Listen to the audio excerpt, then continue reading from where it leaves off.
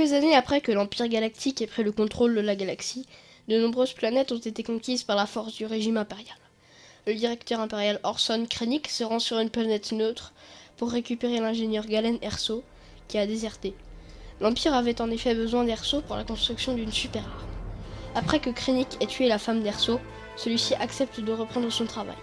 Néanmoins, sa fille, Jean, parvient à se cacher. 15 ans plus tard, Jean, devenue criminelle, est libérée par des rebelles alors qu'elle était en transit vers un centre pénitentiaire. Jean accepte d'aller voir les rebelles, accompagnée du capitaine Cassian Andor et du droïde K2SO. Après que la sénatrice rebelle Mon Mothma ait révélé à Jean que son père adoptif Saw Gerrera, un radical, détenait des informations primordiales sur Galen Erso, Jean accepte de se rendre sur Jedha avec Cassian et K2 pour négocier avec Gerrera.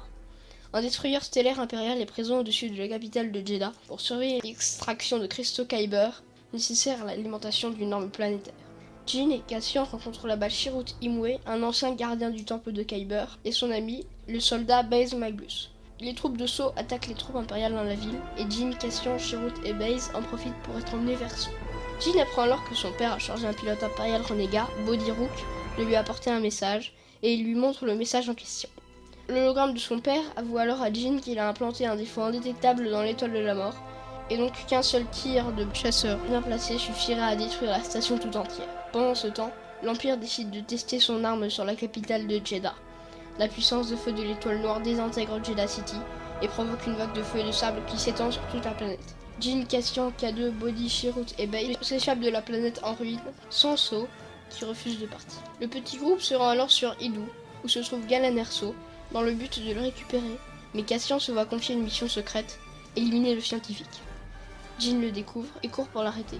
Elle est rapidement suivie par Chirrut et Baze. Malheureusement, le directeur Krennic est arrivé sur la planète, pour la même raison que Cassian. Krennic décide de tuer tous les membres de l'équipe scientifique de Galen, comme un exemple. Mais un escadron rebelle surgit et bombarde le laboratoire, qui est détruit. Krennic parvient à s'enfuir, mais Galen est tué par les bombes rebelles. Jean, Cassian, K2, Chirrut, Baze et Body parviennent une nouvelle fois à s'échapper. Krennic rend visite à Dark Vador dans sa forteresse sur Mustafar pour se plaindre que le grand Moff Tarkin a pris le contrôle de l'étoile noire parce que Krennic avait été incapable d'arrêter Body. Vador l'étrangle alors avec la force en l'avertissant de ne pas être étouffé par ses ambitions. Pendant ce temps, chez les rebelles, les avis sont partagés. Faut-il croire Jean qui affirme que son père travaillait pour la rébellion? Les membres du conseil des chefs rebelles ne le pensent pas. Jean est désemparée. Elle avait en effet besoin de la puissance de l'armada rebelle pour lancer une attaque massive dans la base impériale de Scarif, où les plans de l'étoile noire sont gardés. Néanmoins, ses compagnons Cassian, K2, Baze, Chirrut et Body ainsi que plusieurs autres soldats décident de désobéir aux ordres de la sénatrice et de voler un cargo et emprunteront le nom de pilote, Rogue One, pour se rendre sur Scarif pour récupérer les plans eux-mêmes. L'équipe Rogue One doit néanmoins franchir un bouclier planétaire pour se poser sur Scarif. Heureusement, Body arrive à faire croire aux officiers qu'il s'agit d'un cargo impérial. L'équipe Rogue One atterrit donc sur la planète et ils se dirigent vers la tour de la citadelle. Jean, Cassian et K2 se déguisent en soldats impériaux, tandis que Baze, Chirrut et les autres attaquent de front la base. Malheureusement, Krennic arrive à ce moment-là dans la base pour en apprendre plus sur le message de Galen. Les rebelles découvrent l'attaque menée par Jean et décident d'envoyer toute leur flotte pour l'appuyer. Ils arrivent sur Scarif, commandé par l'amiral Radus. Cassian demande à Body d'établir le contact avec la flotte pour désactiver le bouclier. K2 se sacrifie pour que Jean et Cassian accèdent au plan, mais Krennic intervient et tire sur Cassian.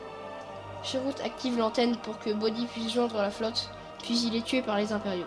Body parvient à joindre la flotte et à transmettre son message, avant d'être tué par une grenade qui détruit également le cargo volé. Baze abandonne tous les Stormtroopers, mais est tué lui aussi par une grenade. Une corvette Hammerhead pousse un destroyer stellaire en orbite autour de la planète vers un autre, qui s'écrase sur le générateur de bouclier. Jean atteint le haut de la tour et commence à charger les plans, mais elle est vite rejointe par Krennic.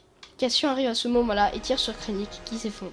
Les plans sont finalement envoyés, mais le grand Moff Tarkin ordonne à l'étoile noire de tirer sur Scarif. Le directeur Krennic a à peine le temps de regarder sa création qu'il est désintégré par le super laser.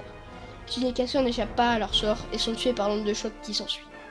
Dark Vador arrive dans la bataille et tue un à un tous les soldats rebelles. Heureusement, l'un d'entre eux parvient à s'échapper avec les plans. Les rebelles remettent les plans à la princesse Leia, puis échappent de peu à la rage de Vador, qui ne peut que regarder leur vaisseau s'éloigner dans l'espace.